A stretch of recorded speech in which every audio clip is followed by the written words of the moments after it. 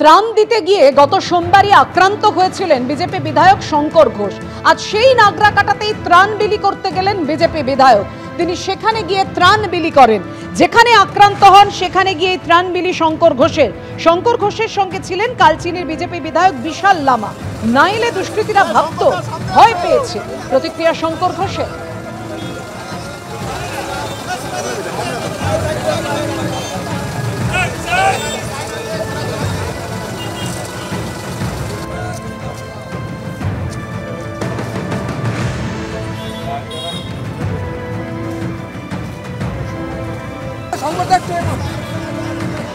ভালোকে প্রতিষ্ঠা করতে হবে, ফলে ভালো তখনই প্রতিষ্ঠা হবে যখন দুর্বৃত্তরা পিছু হটবে।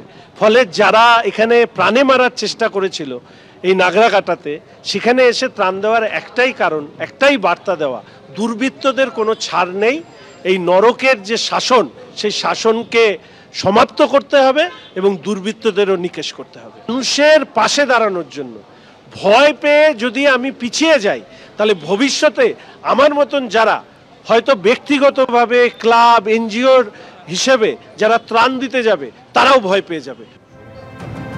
উত্তরবঙ্গ যখন দুর্যোগে বিধ্বস্ত, প্লাবিত, সেই সময় গত 6 তারিখ নাগরাকাটায় যান বিজেপি বিধায়ক শঙ্কর ঘোষ এবং বিজেপি সাংসদ খগেন মুর্মু। আর ত্রাণ বিলি করতে গিয়ে আক্রান্ত হন খগেন মুর্মু, একেবারে রক্তাক্ত হন তিনি এখনো হাসপাতালে ভর্তি রয়েছেন। দুদিন আগেই ছাড়া পান বিজেপি বিধায়ক শঙ্কর ঘোষ, আর ছাড়া পেয়ে আজকে তিনি সেই নাগরাকাটায় গেলেন ত্রাণ বিলি করতে।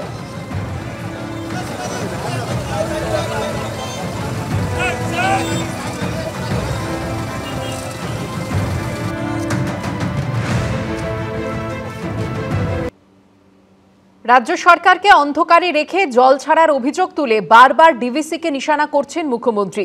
বৃহস্পতিবার পাঞ্চেতের সামনে আইনমন্ত্রী মলয় ঘটকের নেতৃত্বে বিক্ষোভ অবস্থান করে তৃণমূল। পাল্টা বিজেপির বক্তব্য, মানুষের ভোট নিয়ে সরকার করবে তৃণমূল, আর জনগণের প্রতি কোনো দায়বদ্ধতা থাকবে না, এটা হতে পারে না। মাঝে 3 দিনের ব্যবধান। মাইথানের পর এবার ঝাড়খণ্ডে ডিভিসির পাঞ্চেত ড্যামের কাছে বিক্ষোভ দেখালো তৃণমূল।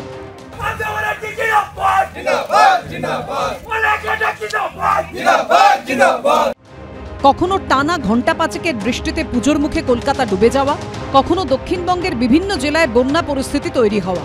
বারবার মুখ্যমন্ত্রীর নিশানায় ডিভিসি। ডিভিসি তো ইচ্ছে মতো জল ছাড়ছে, পুরোটা নিজেদের খালি করে দিয়ে। উল্টো দিকে বারবার মুখ্যমন্ত্রীর তোলা অভিযোগ খারিজ করে দিয়েছে ডিভিসি।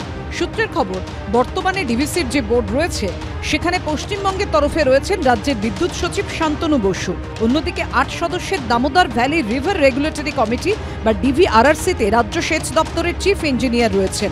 ডিভিসির তরফে দাবি, জল ছাড়ার 12 ঘন্টা আগে জলাধারের পরিস্থিতির বিস্তারিত তথ্য দিয়ে তারপর জল ছাড়ার प्रक्रिया शुरू হয়।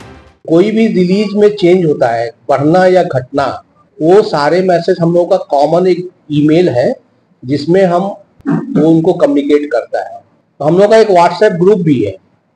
उस व्हाट्सएप ग्रुप में वो हम लोग हमारे साथ चैट में डिस्कशन में इन्वॉल्व होते हैं कि आप इतना पानी छोड़ रहे हैं, कब छोड़ रहे हैं, क्यों छोड़ रहे हैं, नहीं छोड़ना चाहिए, छोड़ना चाहिए। কিন্তু এরপরও ডিভিসির ওপর ক্রমশ চাপ বাড়াচ্ছে তৃণমূল। শুক্রবার আইনমন্ত্রী মলয় ঘটকের নেতৃত্বে ঝাড়খণ্ডে পাঞ্চেত বাঁধের কাছে ডিভিসির অফিসের কাছে বিক্ষোভ দেখায় তৃণমূল। ডিভিসির যে বাঁধ, আজকে তাই পশ্চিমবঙ্গের মানুষের কাছে ত্রাসে পরিণত হয়েছে। আজকে আমরা যে ধর্ণা এখানে করছি, ডিভিসি কর্তৃপক্ষকে সতর্ক করতে এসেছি, যদি আপনারা রাজ্য সরকারের সাথে পরামর্শ করে জল না ছাড়েন, তাহলে কিন্তু আগামী দিনে এই একদিনের কর্মসূচি নয়, আমরা লাগাতার কর্মসূচি করে আপনাদের এই অফিসের সামনে বসে আমরা কিন্তু প্রতিবাদ সভা, যে আমাদের সেই প্রতিবাদ সভা চলবে। এর আগে চলতি সপ্তাহে সোমবার মাইথানে আইনমন্ত্রী মলয় ঘটকের নেতৃত্বে ডিভিসির দপ্তরের সামনে প্রায় 3 ঘন্টা বিক্ষোভ অবস্থান করে তৃণমূল। তারপর এদিন বিক্ষোভ হলো ঝাড়খণ্ডের পাঞ্চেতে। বাংলার মানুষ আপনাকে ভোট দিয়ে আপনাকে সরকার গঠন করতে সাহায্য করছে, আর বাংলার মানুষ জলে ভেসে যাবে, ম্যানহোলে পড়ে যাবে, ফ্লাডে ত্রাণ পাবে না, এটা তো চলতে পারে না। যে কোনো এক সরকার আসবে, তাকে অ্যাকাউন্টেবল হতে হবে। প্রতি বর্ষায় ডিভিসির ছাড়া জলে প্লাবিত হয় দক্ষিণবঙ্গের একটা বিস্তীর্ণ অংশ। তারপরই জল ছাড়া নিয়ে ডিভিসির সঙ্গে সংঘাত শুরু হয়ে যায় রাজ্য সরকারের। ওদিকে ব্যারাজের লক গেট খোলে, আর এদিকে আটকানো যায় না দুপক্ষের বাগযুদ্ধের লক গেটকে। গত বছরে এই সংঘাত চরমে উঠেছিল। ম্যানমেড বন্যার অভিযোগ তুলে ডিভিসির সঙ্গে সম্পর্ক ছিন্ন করারও হুঁশিয়ারি দিয়েছিলেন মমতা বন্দ্যোপাধ্যায়। এবার সংঘাত আরও চরমে উঠেছে। এবিপি আনন্দ। সাত সকালে ইডির ম্যারাথন তল্লাশি। গণেশ জুয়েলার্স ব্যাংক প্রতারণা মামলার তদন্তে কলকাতার 6 জায়গায় তল্লাশি অভিযান চালালো কেন্দ্রীয় তদন্তকারী সংস্থা। 1200 কোটি টাকা ঋণ নিয়ে প্রতারণা মামলার তদন্তে চলে তল্লাশি। ব্যাংক প্রতারণা মামলার তদন্তে শুক্রবার সকালে কলকাতার একাধিক জায়গায় হানা দিল কেন্দ্রীয় agency enforcement directorate. Ganesh jewellers bank প্রতারণা মামলার তদন্তে গিরিশ পার্ক, শরৎ বোস রোড, নিউ আলিপুর সহ কলকাতার মোট 6টি জায়গায় অভিযান চালালেন ইডি অফিসাররা। গণেশ জুয়েলার্সের নামে শেল কোম্পানি খুলে কোটি কোটি টাকার প্রতারণার অভিযোগ রয়েছে। 25টি ব্যাংক থেকে মোট 1200 কোটি টাকা ঋণ নেওয়া হয় বলে অভিযোগ। এদিন গিরিশ পার্কের সরকার লেনে গণেশ জুয়েলার্সের চার্টার্ড অ্যাকাউন্টেন্ট বিশাল পাতোদিয়ার বাড়িতে হানা দেন ইডি আধিকারিকরা। আমরা যেখানে এই মুহূর্তে রয়েছি গিরিশবাগ থানা এলাকার 8 সরকার লেন, ঠিক সেখানের সেকেন্ড ফ্লোরের একটি আবাসনের ফ্ল্যাটে এই মুহূর্তে কিন্তু অভিযান চালাচ্ছে এনফোর্সমেন্ট ডাইরেক্টরেটের আধিকারিকেরা। বিশাল পাটোডিয়া নাম, যিনি একজন চার্টার্ড অ্যাকাউন্টেন্ট এবং স্টক ব্রোকিংয়েরও যিনি কাজ করেন, তার বাড়িতে এই মুহূর্তে কিন্তু এনফোর্সমেন্ট ডাইরেক্টরেটের যারা আধিকারিক রয়েছেন তারা এই মুহূর্তে এখানে তল্লাশি অভিযান চালাচ্ছেন। যিনি অভিযুক্ত মূলত তিনি এই মুহূর্তে বাড়ির ভেতরেই রয়েছেন। কিছুক্ষণ আগে গিরিশবাগ থানার অফিসাররা তারাও এখানে আসেন এবং যাবতীয় নথিপত্র সবটাই কিন্তু খতিয়ে দেখা হচ্ছে। ব্যাংক থেকে ঋণ নিয়ে কি কোনো বেনামি সম্পত্তি কেনা হয়েছিল? আরো কোনো কোম্পানি মারফত কি নয়-ছয় হয়েছে টাকা? সব দিকই তদন্ত করে দেখছে ইডি। এদিন শরৎ বোস রোডেও তল্লাশি অভিযান চালালেন ইডি আধিকারিকরা। বৃহস্পতিবার সকালে 85 শরৎ বোস রোডের জ্যোতিবিহার আবাসনে পৌঁছে যান তারা। ভবানীপুর থানা এলাকার এই আবাসনেরই 3 তলায় থাকেন চার্টার্ড অ্যাকাউন্টেন্ট আদিত্য ধানুকা। গণেশ জুয়েলার্সের বিরুদ্ধে ব্যাংক প্রতারণা মামলায় এখানেও তল্লাশি চালায় ইডি। আমি যেখানে রয়েছি সেটা ভবানীপুর থানা এলাকার শরৎ বোস রোড, আর এই শরৎ বোস রোডেই জ্যোতি বিহার নামে এই আবাসন।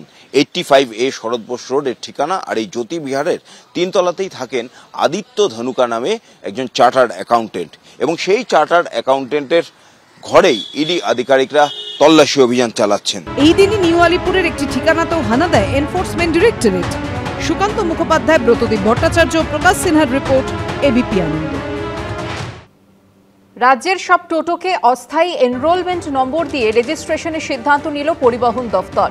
কিউআর কোড দেওয়া স্টিকার লাগানো হবে সব টোটোর গায়ে। চিহ্নিতকরণের কাজ শেষ হওয়ার পর টোটো চলার রাস্তা বেছে দেওয়া হবে বলে জানিয়েছেন পরিবহন মন্ত্রী স্নেহাশিস চক্রবর্তী।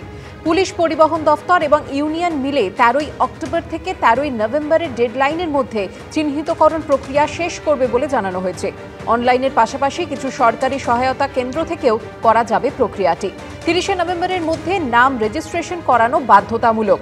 যারা করবেন না তাদের টোটো রাস্তায় চলতে দেওয়া হবে না বলে জানিয়েছে পরিবহন দফতর। রাজ্য সরকারকে অন্ধকারে রেখে ভবিষ্যতে আর কোনো লোকাল ভেন্ডার বা ম্যানুফ্যাকচারিং কোম্পানি টোটো তৈরি বা বিক্রি করতে পারবে না বলে জানিয়েছেন পরিবহন মন্ত্রী।